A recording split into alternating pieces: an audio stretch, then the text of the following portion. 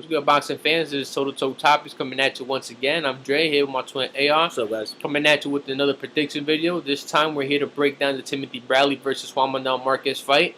But before we get to that fight and the breakdown, we just want to give you our thoughts on last night's fight with Miguel Cotto and Delvin Rodriguez. Bro, what you thought about Cotto's performance last night? Man, great performance by Cotto. A lot of people are saying it was just a tune-up fight, and I agree. But he definitely looked great in that fight, man. I'm glad to see he bounced back with a tremendous performance like he put on last night. I was actually impressed that he brought back the notorious body shot that he was known for earlier in his career.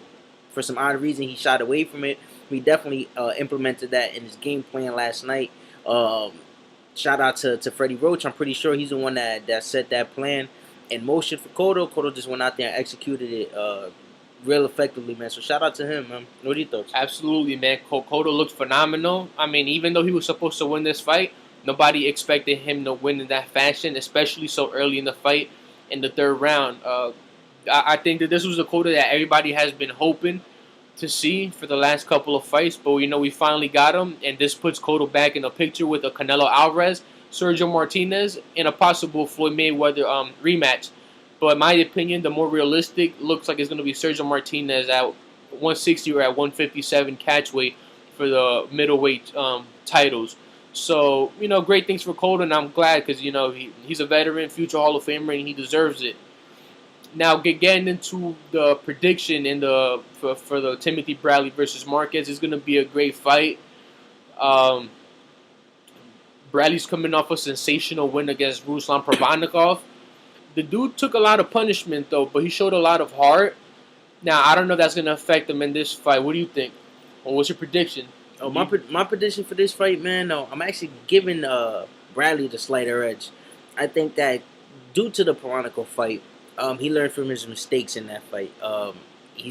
He went in there in the Provodnikov fight trying to prove a point, trying to duke it out with Provodnikov. I think he underestimated Provodnikov. Didn't think that dude was fucking a miniature Ivan Drago, you know what I mean? But he went in there and he showed a lot of heart. Now, in this fight against Marquez, he's not gonna go in there and do the same thing. He's gonna fight smart. Dude was talking about he was slurring his words for 3 months. He's not gonna try to go in there and try to take that type of punishment, especially from a seasoned fighter like Marquez. I think in this fight he's gonna fight real smart, which he has to against such a ring IQ fighter like Marquez. I think he's gonna fight real slick.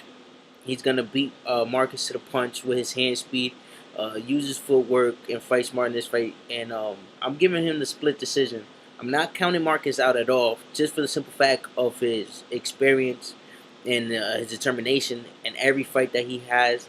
I'm pretty sure he's gonna put up a fight, but I think that Bradley's actually gonna be the younger fighter and show his quickness and his footwork in this fight. So I'm giving Bradley the slighter edge on this one with a split decision. What are your thoughts? That's a great prediction, man. I would have gone with that prediction if Bradley would have, took Marquez after the Pacquiao fight.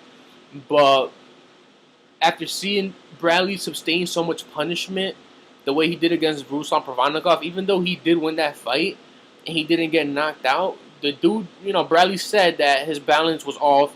His words were slurred after a couple months after the fight with Ruslan. And he even said that he believes he might have received a concussion after the first round. So that kind of concerns me. And I feel that must have taken a lot out of Bradley and some years off of him. And to go on to fight an animal like Marquez, that's a technician, and that could capitalize on that, is very dangerous.